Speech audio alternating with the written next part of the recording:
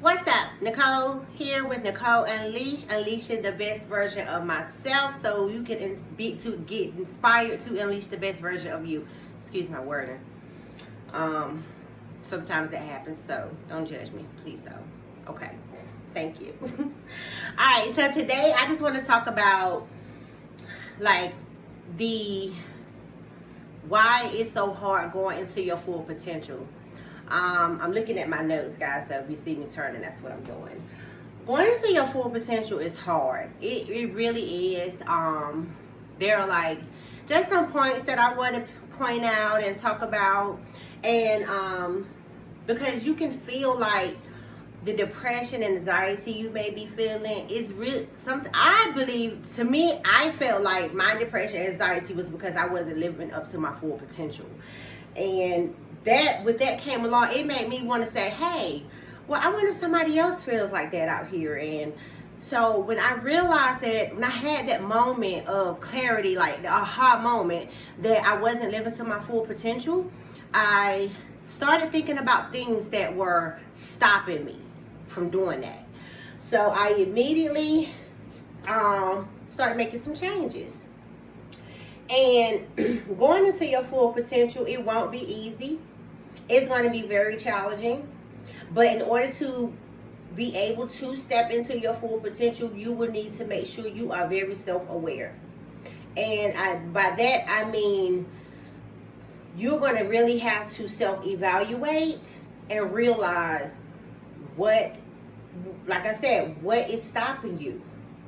So my first one I realized was distractions.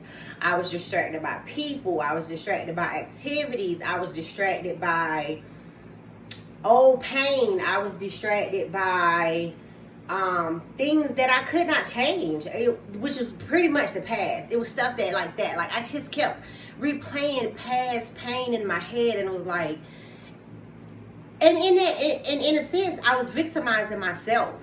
So while I'm doing that, I can't even see what I'm actually obtaining inside me because all I could see was the past. So once I learned to forgive myself and others, whether I got the closure that I needed or not, I was able to start living. Distractions can be bays, booze, friends, activities such as like all that clubbing every weekend and stuff. And I'm not judging you if you do your thing, because if that's your happiness, that's your happiness. It just didn't work for me. It was fun at first, but then it was so crazy because it was like one night I realized I didn't need to be there, and I was crying in the middle of the club. Yes, y'all, I was crying in the middle of the club. It just didn't feel right anymore. I was like, I should not be here. This is not me. God was moving, I guess. So, but yeah, distractions are a big thing that will stop you from stepping into your full potential. And the reason why is because you can't pour into things that are not pouring into you. So if you're hanging with a bunch of friends and and all they want to do is turn up and club, and like I said, I'm not judging, but with that being said, like, what are you learning? How are you growing from that? How? Because I didn't learn anything or start growing from it until I got around a circle of friends that were entrepreneurs, that had goals, and they were actually doing the action to reach their goals. I started listening to audiobooks, reading more, and it was How to Think Like a Millionaire. I think that's the name of the book. But it was, that book taught me like, okay, I need to try something that's going to help me grow. So I started selling wine, and I like selling wine. It's fun. Am I intimidated by it? Yes. And have I made $1 million off of it? No, not even 10,000, not even 1,000. But I have fun doing it, and people drink wine. And on top of that, the wine that I sell, the purchases go to a charity, so that made it even better. And also, me starting that wine business, it also put me in a room with a bunch of like-minded people, and I really, really appreciated that. So, like, I was no longer distracted. You understand what I mean? That's why I said friends, booze, bays, be careful, because you're not, how to say it, if you're the smartest person in the room, then you're in the wrong room. You need to get out of that room. And I'm not putting anyone down saying that I'm smarter than them. It's just that the mindset was not alike. And now it makes sense to me why I always felt like I was rejected or I didn't fit in. I had a different mindset, and I didn't know that because I didn't know myself. I was not self-aware. So once I became self-aware, I had to distance myself from that. And I still love them. I don't talk to them as much as I should, and that is something I'm going to work on. But I had to change the room I was in. And once I started putting myself in a room with like-minded people, I started growing. So yes, be very, very careful of distractions, because distractions will stop you from reaching your full potential. The next one, habits. We all have habits.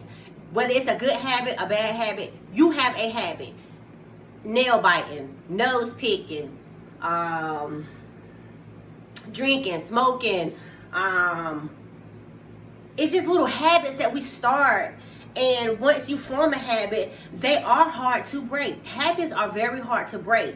And I know that for a fact because I was a lush drunk. I wasn't a drunk like Ned the drunk from Good Times, but like it was always like I wanted to be lit, turned up. For some reason, I was afraid to be myself. And that habit grew into a painful experience because it began to take over my life. I no longer had authority over the habit. So I had to change that. It was just, I stopped researching knowledge. I stopped growing. It was a distraction as well. Like it entertained the bad thoughts that was in the back of my head. But for some reason, that habit became almost like habitual because I could not, that was the only way I learned how to relax. Because I was numb in pain. And so once I was able to forgive myself, forgive the people who wronged me, whether I got the closure I needed or not, I began to slow down with the drinking. Yeah, that was a bad habit. And I'm gonna tell you another reason why that was a bad habit for me. Because my mom passed from alcoholism. So that was kind of like a generational curse that I needed to face and deal with. And do I still have drink now? Yes, socially, I do. Do I drink every day? No. But when I have a rough week, do I have a glass of wine? Maybe I have a glass of wine every night? Yes. Am I drunk every day? No. So it was just a thing of like me having the authority over it, knowing who I am, knowing my work, and not being lit or wasted and being sad. That was terrible. I'm sorry, y'all. To the ones I did that to, I'm sorry. It wasn't me. I didn't know me like I know me now. So you don't want it like, and it really eggs on your fears too. You begin to tell yourself that you can't do it. I can remember like being under the influence and just thinking like, this is my life. That's what I told, this is my life. That habit became so easy and comfortable and consoling that it actually told me that this is my life. Until one night I was just like, I gotta do better. I have to do better. Nikki, what is wrong with you? And not only that, but I realized that it was out of control because in 2020 my liver started shutting down because I had SLE lupus that I did not know I had. So it was shutting my liver down. So eventually, yes, I had to change my habits. I had to. And once I started changing my habits, I had to deal with me. it was nothing nobody else could deal with. It was no type of advice anyone could give me or anything. It was something I had to deal with. I had to deal with me. So that mirror reflection and self-evaluation told me things about me that I did not like, which is what some of the stuff I just shared with you. And I changed it. And I'm proud of me. Like, I don't need anyone else to tell me that they're proud of me. I'm proud of me. So that was an awesome, it was bad at first, but now I see why when they say all things, God is working all things for the good. Yeah, I learned my lesson. Another thing, the third thing, the next thing is that stops us from hitting our full potential: laziness. Laziness is a comfort zone that you never want to stay in.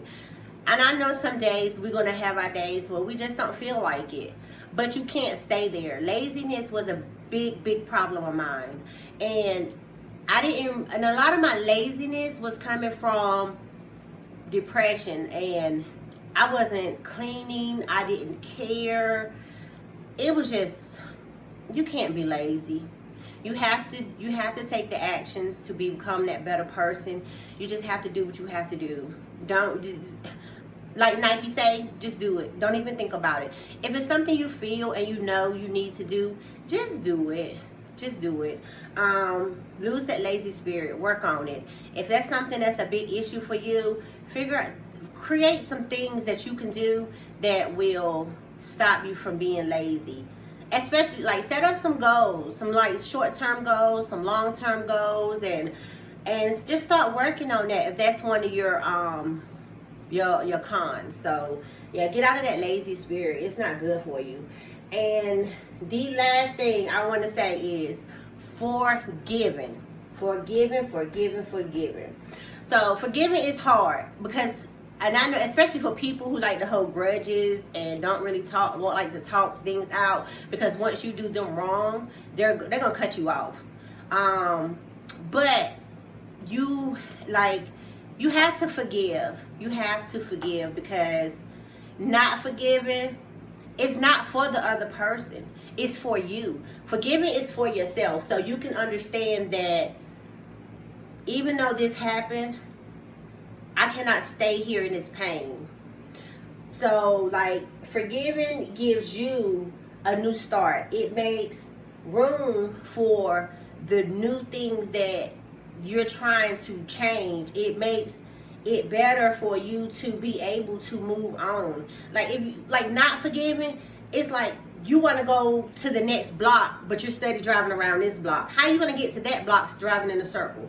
So yeah, you have to forgive. Whether you get the closure you ever want from the person that wronged you or whatever, you have to forgive. You even have to forgive yourself for the things you've done to yourself in order to move on. So yeah, forgiving. So that was like, those are big important things that you need to, I don't know, maybe it's something you didn't realize that, but those things, distractions, habits, laziness, and forgiving, not forgiving someone or not forgiving yourself, it will completely hold you back. You will have it will put a dent in your growth. You may grow, but it may be slowly when you desire a faster glow up. So yeah, so just work on those things. Like I know I had to, and just, you can't doubt yourself. Whatever your spirit and your intuition tells you to do it. If your intuition and your mind is telling you, hey, this is not good, and you're doing too much, listen to it. Because I was doing too much at one point. So yeah, so that was some of the things that I did to unleash Nicole, and I hope those tips help you so you can unleash the best version of yourself. Have a good day.